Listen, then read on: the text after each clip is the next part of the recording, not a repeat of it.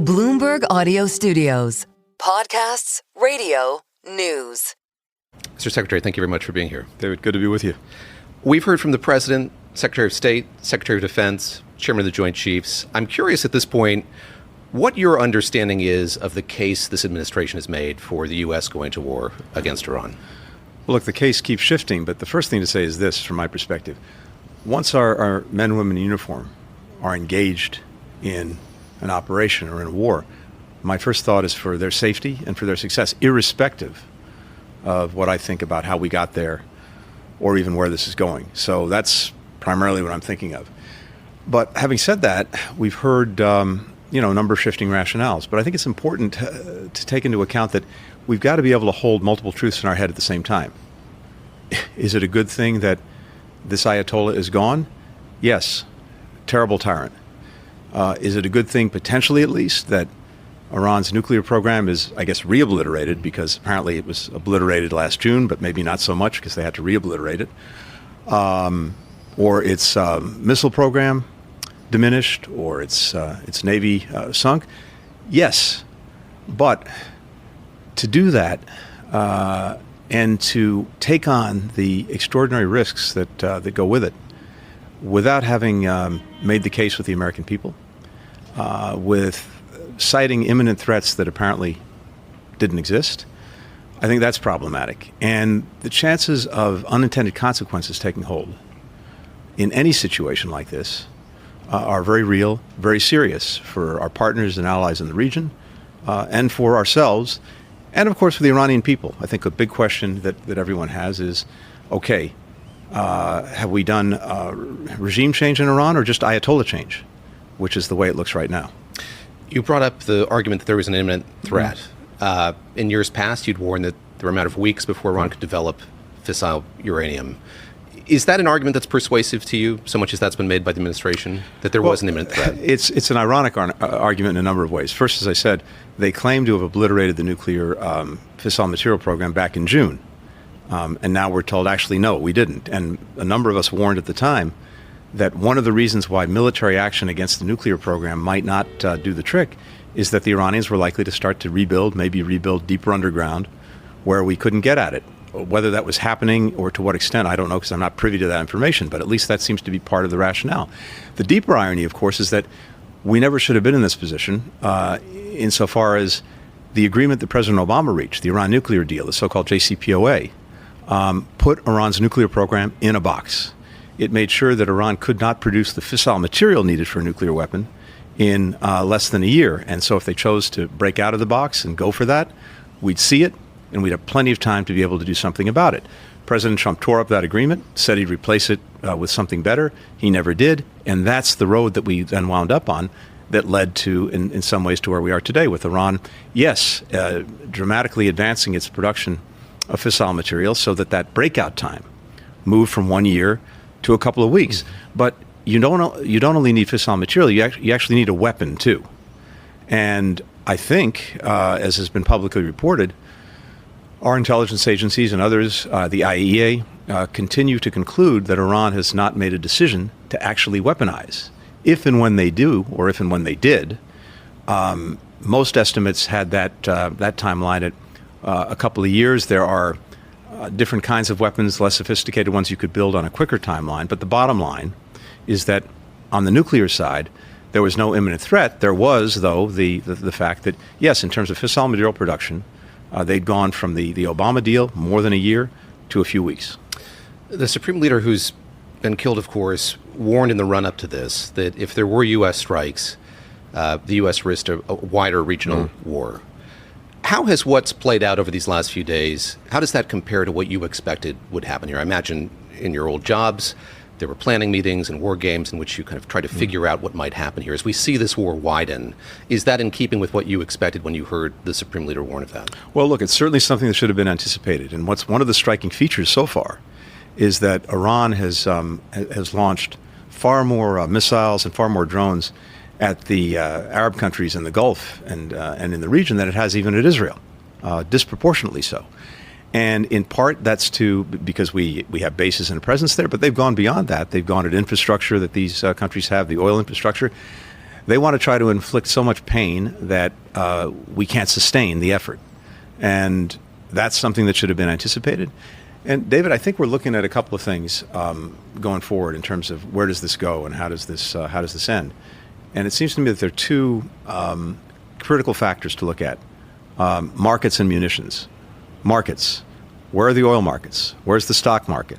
Where's the bond market? I know President Trump is very attentive to those. And if they go in a southerly direction and stay that way, or in the case of oil, in a northerly direction, that's going to be possibly a limiting factor. Then munitions. There's really a race on to figure out who expends their munitions first and fastest.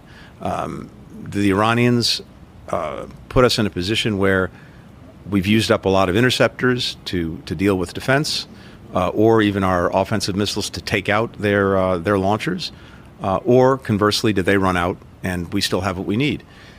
I don't know the numbers here. I'm not privy to that, but it is something we have to be very, very attentive to, because these things are not in infinite supply. The production times are very long. And of course, we're also using in many cases, very expensive weapons to take down $20,000 drones. That's not a good equation if you keep that going over time.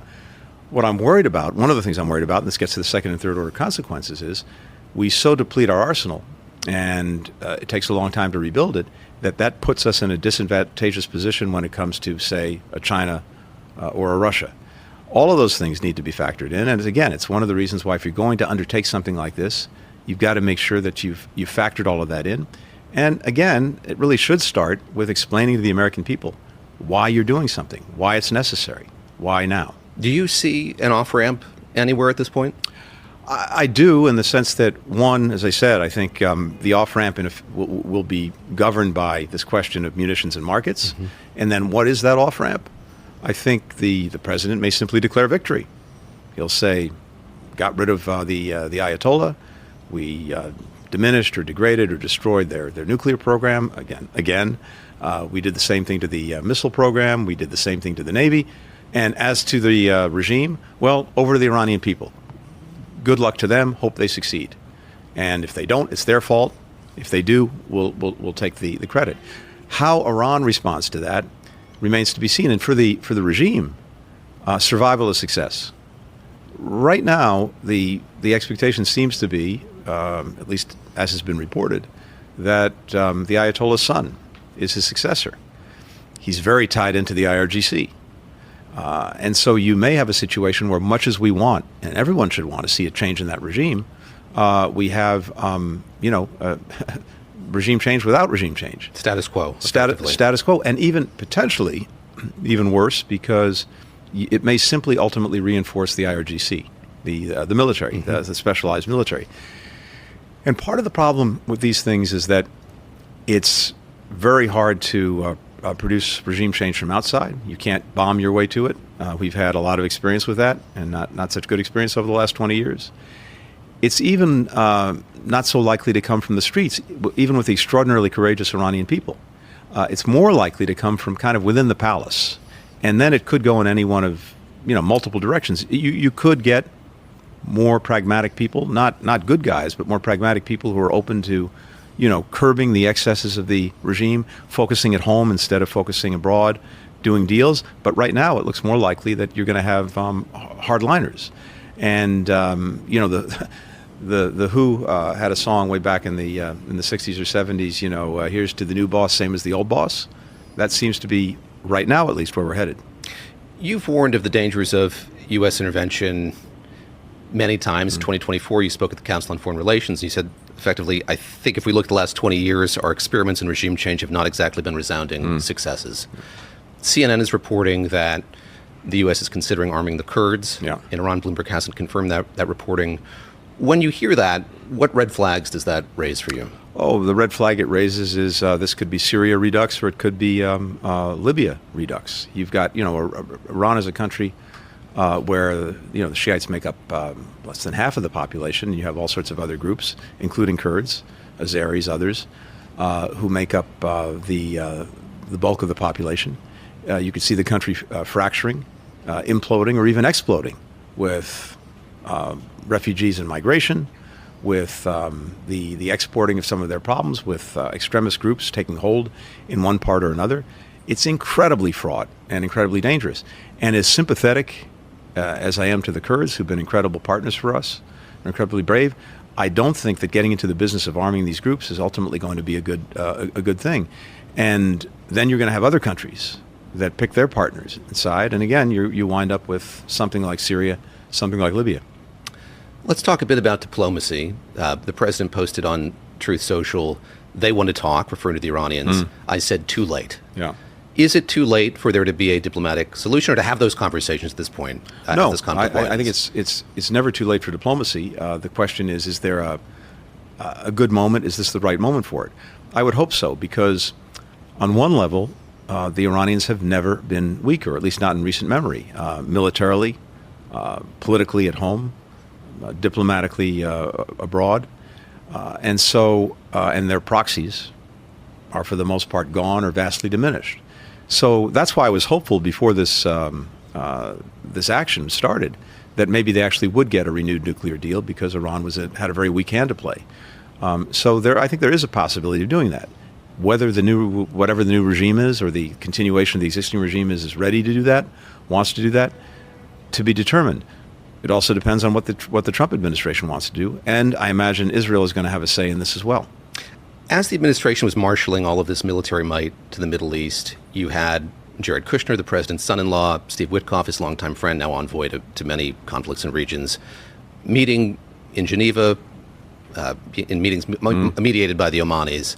Do you think that those were good faith conversations when you look at it now in hindsight? Look, I can't. It's hard for me to tell, not being in the room, not being privy to those conversations. I certainly want to believe so.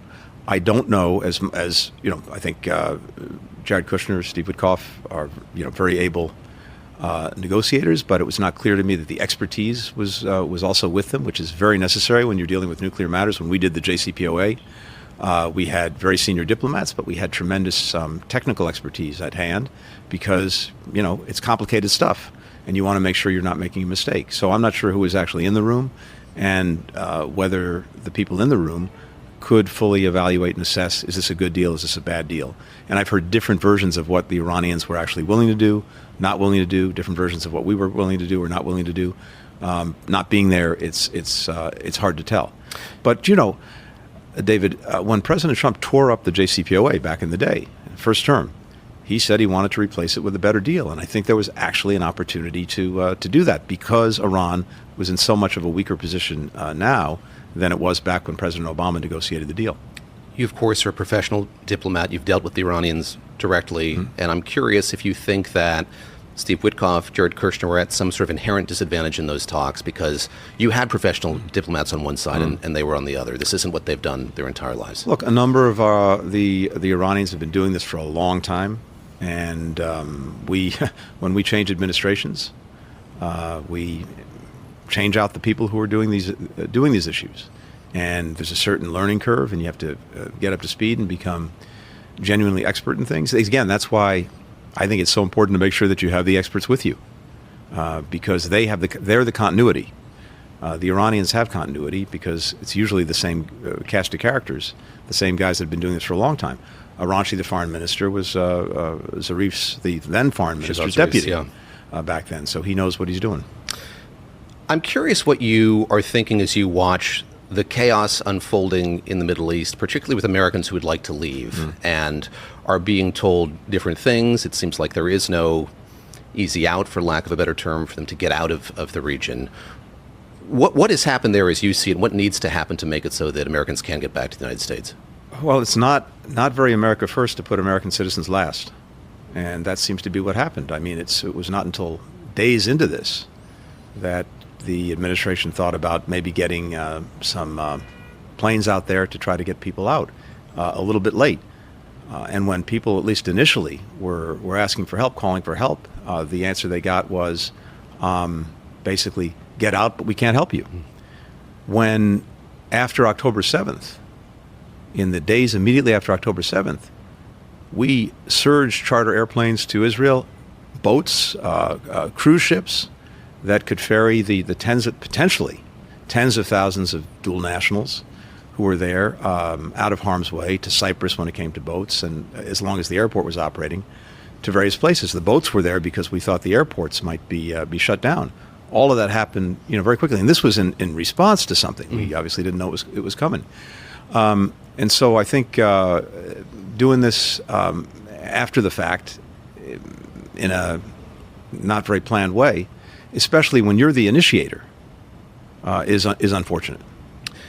You've noted in the past that during war games, something's come up where if there were to be this kind of chaos in Iran, the regime might move uranium to different places across the country. And going back to what you were talking about a moment ago, the prospects of there being a Libya-esque or Syria-esque civil war, how worried should we be about that nuclear material being effectively scattered across this country and there being next to no accountability for A, where it is, and B, into whose hands it falls? Yeah, I think that's a real concern. I would assume that the remaining material, and again, I don't know, we've seen lots of reports that it's likely that they were able to preserve, safeguard a lot of uranium, but I don't know that for a fact.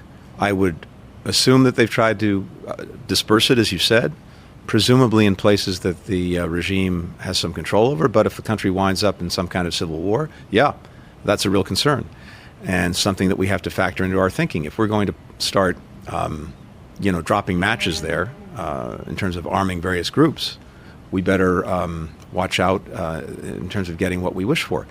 But, I'm of course, you've seen extraordinarily courageous people beyond imagination who are out in the streets looking for change, getting mowed down by this regime, and we all want to see a different future for them, different leadership for them. But it's very, very hard, if not impossible, to do that from the outside, as we were saying. And the risks now are that instead of having a change, having a transition, you have an implosion, and then maybe even an explosion that has real effects outside the country. We have partners in the region. I was talking earlier about how one of the limiting factors on this, goes to munitions. Our partners in the region have far fewer interceptors, air defense interceptors, than we do. If it gets to the point where they're running out and the Iranians have enough to continue going at their infrastructure, at their people, I think there's going to be a pretty strong demand signal on the administration to take an off-ramp, to stop. We've had other second and third order consequences here. At the very time when Russia is really reaching a weak point because of its dependence on oil to fuel its war economy, its revenues, the government's revenues are down almost 20%, in large part because the price of oil has gone down. It's having more trouble exploiting oil because of sanctions and restrictions that we put on technology. That's been a huge and growing factor. And the thing to do now, ideally, would be to squeeze the shadow fleet that they have that's going around the world, and that's the one thing that's able to keep them going. At the very time when that's possible, and that might force Putin to finally cut a deal on Ukraine, they get a lifeline, and the lifeline is the price of oil is going up, and the value of that shadow fleet oil is going up, and people will need it and want to buy it. The Europeans, in turn, having moved away from Russian gas, are now more dependent on the Middle East. And if that gets tied up, if the Straits of Hormuz remain problematic, that's going to put a lot of pressure on them. So mapping out, gaming out, planning out, and then making sure you have something in place to deal with all of these second and third order effects, hugely important, and it's not at all clear to me that was done. From where we sit today, are you confident that the U.S. can extricate itself from this without putting boots on the ground in Iran? It depends what the objective is. I think that, yes, in short, as I said a moment ago, the president could theoretically declare victory tomorrow and claim that, severe damage was done to the regime, to the missiles, to the nuclear program, to the Navy, and say, and call it a day. But then, for what? Most of that stuff ultimately can be rebuilt. And absent a change in the governance in the regime, which right now, in this moment, doesn't seem to be forthcoming, huge risk, without the support of without in effect, the buy-in from the American people, that leaves us actually potentially for some time in a strategically weakened position with regard, for example, to China or Russia, because our own stockpiles of critical long-range precision-guided weapons are down. Our air defense stockpile interceptors is down. That's usually questionable. But I think that is an off-ramp that's available to the president if he wants to take it. As you've pointed out, President Trump pulled out of the Iran nuclear deal during his first term. When you were Secretary of State, there was an effort to reanimate that, to get another iteration of it. What were the challenges of that, and why was it the case that in 2022 those talks broke down? Look, we tried very hard to get back to the deal, but at that point in time, and especially with the passage of time, there were two things that were critical. One was that, of course, the Iranians, not without reason, said, "How can we trust anything? We can do a deal, and then, maybe the President Biden's successor does exactly what President Trump does." So there was a limiting factor there. But the bigger limiting factor was getting the Iranians to agree to terms that we deemed necessary and sufficient to make the deal the right deal to do. And in particular, re-extending the timelines, the constraints that the original deal had in them on the nuclear program. We couldn't get to where we thought we needed to be to make it worthwhile. And we were doing it in partnership, in very close partnership, with our European friends and allies, with the French, with the British, with the Germans, with the European Union, something that hadn't been the case in the immediate previous years. And I think we all agreed that the deal that the Iranians were willing to sign on to was simply not adequate. I wish we could have gotten there, but more than that, I wish that President Trump had not torn up the original deal. We'd be in a very different position and a very different world. Do you feel at all like perfection shouldn't be the enemy of the good here, that it would have been wiser to find some sort of deal with them? Look, you have to make, you always have to make judgments about these things, and you have to make judgments about whether, yes, the good enough is good enough. And it was our judgment, our estimation, that we weren't there. But, we continued to stay at it. But the Iranians in that moment were not moving sufficiently to get us to where we needed to be. I want to ask you about something that your successor said this week. Secretary of State Marco Rubio was talking about the motivations for this war. He said Israel was planning attacks that could lead to reprisals on American troops, so the U.S. had to get involved militarily. He since walked that back a bit. But what does that say to you about the relationship between the U.S. and Israel and the influence that the U.S. has over Israeli policy? Look, this has been a long story when it comes to Iran. And back during the Obama administration, the Israelis were pushing President Obama to take military action against Iran, and were warning that they would do it themselves if he didn't. And he wouldn't, because he thought the better way to get at the nuclear program, which is what we were focused on, was through very muscular diplomacy backed up by very, very strong sanctions that we rallied the world to put in place. And then we got the Iran nuclear agreement. In the days after the October 7th attack on Israel, the horrific attack on Israel by Hamas, the Israelis were insisting that in the north, Hezbollah from Lebanon was about to attack. And they wanted to strike preemptively against Hezbollah. And President Biden said, look, we're with you. We'll always be with you in defending Israel. And if you're attacked, we're there. But we're not there if you're going to start something. And we came within about 30 minutes of having a war in the north based on bad information that the Israelis had about an imminent attack from Hezbollah. We were able to avert that. But Biden was very insistent. We're not going to do something that you initiate, that you start. It's very different than defending Israel when it's been attacked.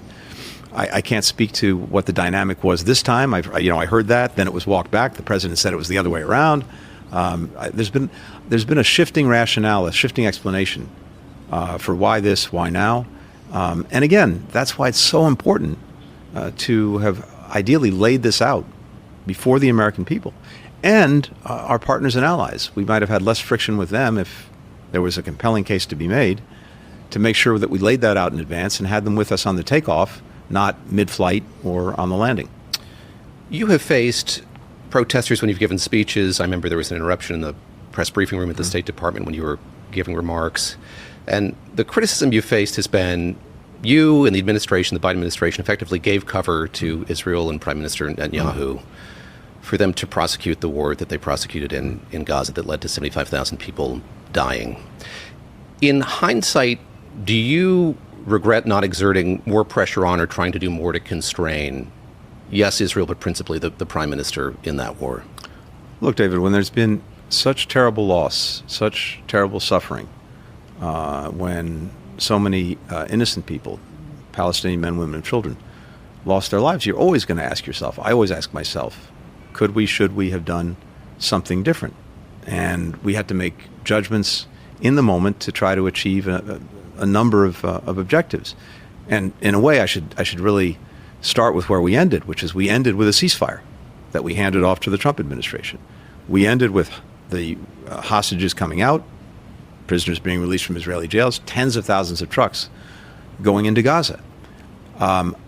I wish that is a mutual achievement between the Biden and the Trump. Well, I think it was largely President Biden's, but I'm very thankful for the role that Steve Witkoff in particular played in supporting that in the moment, and that's what we were able to hand off.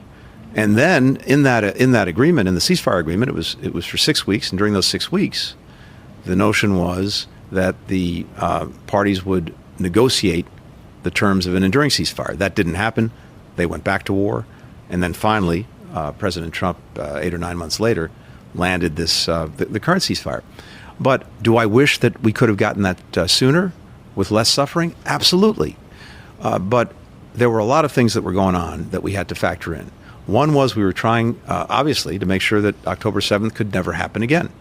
And October 7th was almost written off immediately by much of the world, starting practically on October 8th. And you had a traumatized Israeli society. And then now you've had a traumatized Palestinian broader society from October 8th on. But we wanted to make sure that couldn't happen again. We wanted to avert a wider war, which would have caused even more death, destruction, and suffering, and probably would have prolonged Gaza even more. And so that meant making sure, among other things, that there was a strong deterrent in place, including Israel's deterrent, to say to would-be aggressors who were prepared to jump in, pile in, because they thought Israel was down, if not out, Hezbollah, Iran, the Houthis, etc., don't do it. And so we had to preserve Israel's deterrent. We thought the best way to end this was through the deal that we ultimately got, the ceasefire and hostage deal. But part of the challenge was that Hamas was constantly strong-arming things because of two factors. One, it thought the cavalry was eventually going to come to the rescue, the Iranians, Hezbollah, etc. And until it was clear, and that didn't happen until really September of 2024, with the death of Nasrallah, with other leaders who were taken out by the Israelis, with the decimation, if not, or diminishment at least of Hezbollah itself. That wasn't clear till then, and that notion of the cavalry coming to the rescue was still there. The second thing that was really problematic was that, and we know this from all the information we had, Hamas was looking for any gaps between us and Israel's other supporters. And as soon as they saw something emerge, they would step back. So in public, it was critical that we preserve as much solidarity as possible, even as in private. We were hammering them every single day on humanitarian assistance for Palestinian people, on civilian casualties. And of course, they were operating in a unique environment where Hamas was hiding among and below all of the civilian infrastructure and civilians themselves in schools and mosques and hospitals. That doesn't excuse some of the actions that Israel took in trying to get at Hamas, not at Palestinians, but it is necessary to understand that was part of the environment. I also think at the end of the day, this is just my judgment, and I may be wrong, that this was perceived in Israel among the vast majority of the population, not just Prime Minister Netanyahu, people in his government, but the vast majority of the population, including many who don't like him at all, to be an existential matter. And irrespective of what we did or anyone else did, they were likely to continue with or without us. So for us, it was how do we bring this to an end as quickly and effectively as possible? Again, making sure that it's not likely to happen again, averting a wider war, and all the while trying to look out for people who are caught in this horrific crossfire.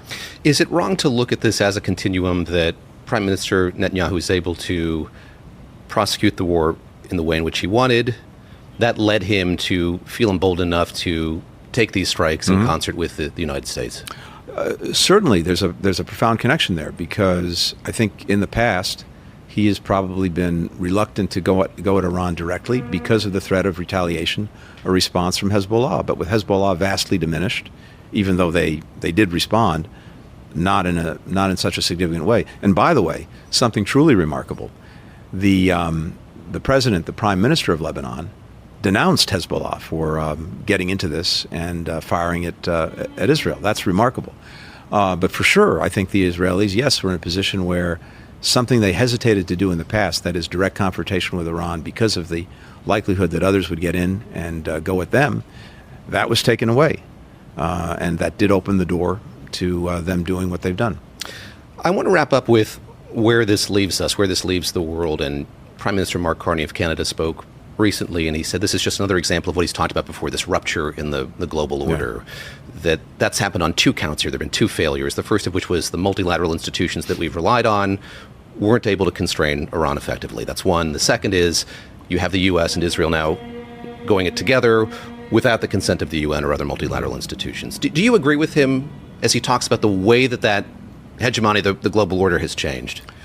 Look, we're very much at an inflection point in the global order, in the rules-based order that we spent 80 years building up, and that was premised on one, I think, profound insight, and that was enlightened self-interest, the notion that the success and strength of others would be our own as well. And we were able to build a system that avoided other countries ganging up against us, as is usually the case when one country rises above the others. We had new markets for all the stuff we wanted to sell. We had new partners to deal with different conflicts, different problems. We had new allies to deter aggression, especially with NATO. And now that system is being put in the, for now at least, in the dustbin and being replaced with, there are different versions of this. Some people believe that the president's engaged in going back to a kind of spheres of influence world where the Russians do what they want in their part of the world, the Chinese do what they want, except maybe on the economic issues in their part, and we do what we want to do in our part, particularly in the Western Hemisphere. And then you've got these problematic areas that are dealt with by force. That's a profound thing, and that's what's happening now. But I think at the same time, and this is what's maybe most frustrating of all in the Middle East, is that there's also an extraordinary opportunity. If, very big if, this does produce some kind of real change in Iran, then you have the prospect of a region that heads in a very different direction, that is integrated with its people, it's moving back and forth, its economy is integrated, greater success, greater prosperity for folks. But there remains one catch to that vision besides how Iran resolves, and that's the question of Israelis and Palestinians. The truly big vision right now would be to actually resolve that question, not to try to put it under the rug yet again. The bottom line is this. There are roughly 7 million Jews in Israel. There are about 2 million Arabs, 5 million Palestinians between the West Bank and Gaza. No one is going anywhere, despite the efforts of some on both sides to make that happen. And so tell me how this ends. I don't see how this ends without some kind of genuine political accommodation that realizes the rights of Palestinians. This is the moment for that big vision, because that brings with it something incredibly powerful. Normalization of relations between Israel and Saudi Arabia, and then potentially other countries will follow suit, from Qatar to Indonesia.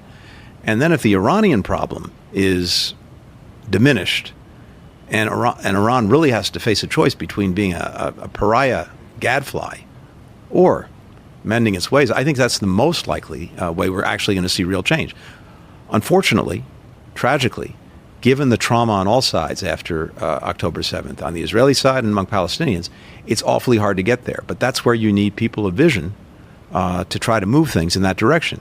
There is actually an opportunity to do that. I worry that opportunity will not be seized, and we're going to just see a continuation among Israelis and Palestinians. And also, Iran is again likely, in this moment, if I had to bet, again, we're replacing one Ayatollah for another, and the nature of the regime in this moment doesn't seem likely to change. I hope I'm pleasantly surprised, and the Iranians get the leadership that they deserve, but the jury's very much out on that. Something you warned about during your tenure as Secretary of State was the role that China could play in subverting or reinventing the international order. How do you think about that now in this moment? Well, nature abhors a vacuum. If we're disengaged, if we're not leading in the effort to shape that order, then China is going to fill the void. I'll give you one example.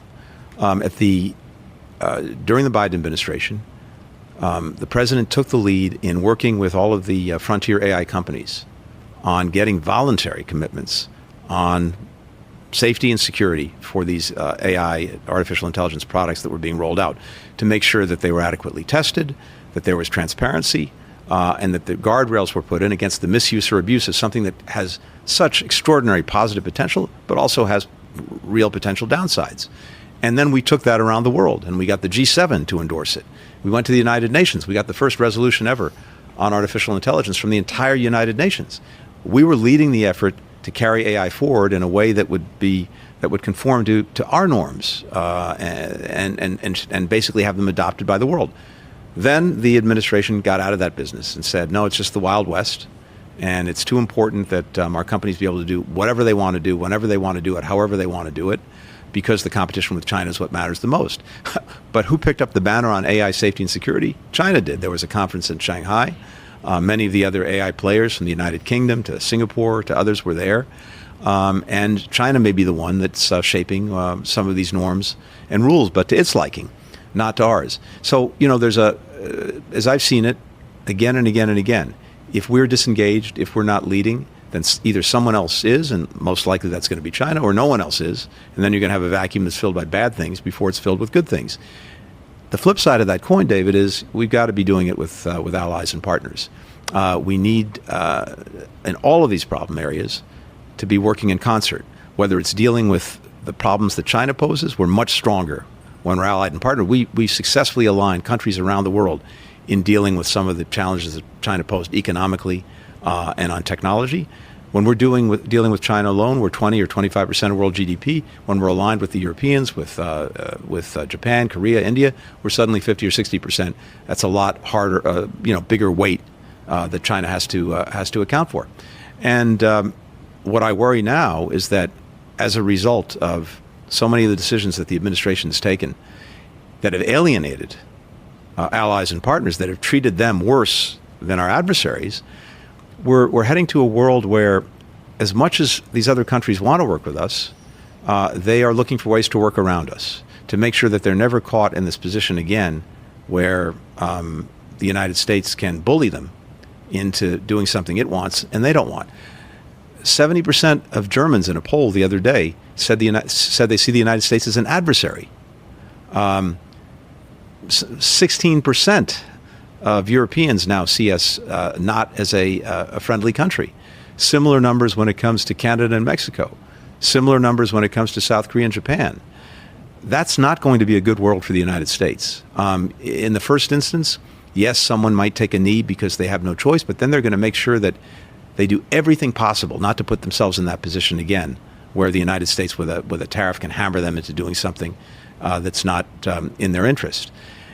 There are limits to that. The U.S. financial system is so central and so strong that there are limits to how far you can work away from or around the United States. But that's what we're seeing, and that's not a world, in my judgment, that's in our interest.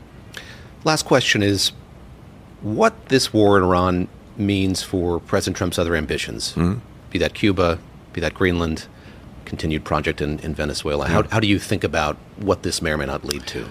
Well, in some ways, Iran's the outlier because these other areas that you just mentioned are all within what would be our so-called sphere of influence. And that's why I said, before, what we're seeing is at least is one of the shifts I think we're seeing is the president seems to see the world in terms of these spheres of influence, and anything within our sphere, we should in one way or another control.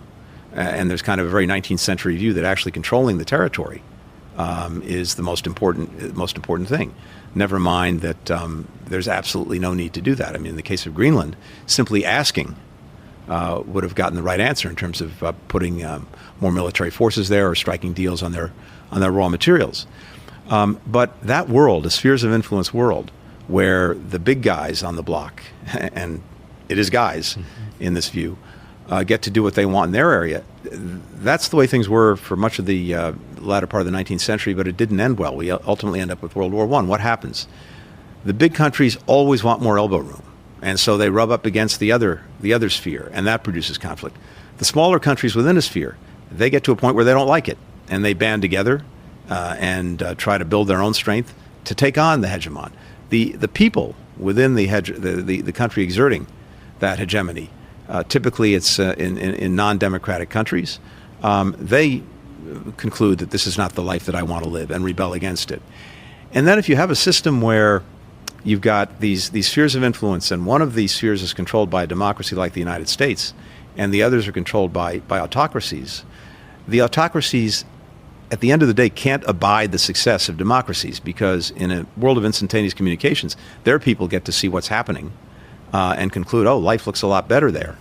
And so that's going to be a constant incentive for them to try to take us down, pull us down by meddling in our elections, by trying to foment societal conflict, etc. So that is not a recipe, as I see it, for a world of peace, for a world devoid of conflict, for a world in which the United States can do everything that it needs to be successful. One last thing is this. As much as I'm concerned about the diminishment of our alliances and our partnerships, the moving away from enlightened self-interest, the move toward spheres of influence, or some people have talked about building empires. Mm-hmm. I'm equally concerned, David, with another alliance that's been shattered, and that's an internal alliance. You know, when we started the 20th century, there was not a major pursuit of science in which the United States led the world. By the time we got to the 21st century, there was not a major pursuit in science and technology where the United States did not lead the world. That didn't happen by accident. It happened because we built an alliance between the federal government, universities, research institutions, national labs. The amount of GDP that we dedicated to research and development went from about 1.5% after World War II to, by the time President Biden left office, 3.5%. And that produced extraordinary innovation coupled with this welcome mat for the best and brightest from around the world who would do their studies here, attracted by being with the best and brightest and an open system. Then they stayed around and created things that made us a leader in all of these fields, which redounded to our economy and redounded to our national security. As that system is being blown up, I think that may be the biggest threat of all to sustaining America's place of strength, of leadership and power. I'm gratified that the Congress has resisted a number of these cuts that the administration's been pushing, but a lot of damage has been done. You know, when Mark Zuckerberg was trying to hire the best AI talent in the country, about 9 or 10 months ago, taking it from other companies in the United States, there was a first group of 11 people who he brought on board his ship. And I looked at the list of 11 people, and it was kind of striking. And I checked into it to see if I was right. And indeed, yes, every single one of those was an immigrant, attracted, again, by the system that we had put in place to attract the best and the brightest, to fund the work that they were doing to the benefit of our companies, of our people, of our country.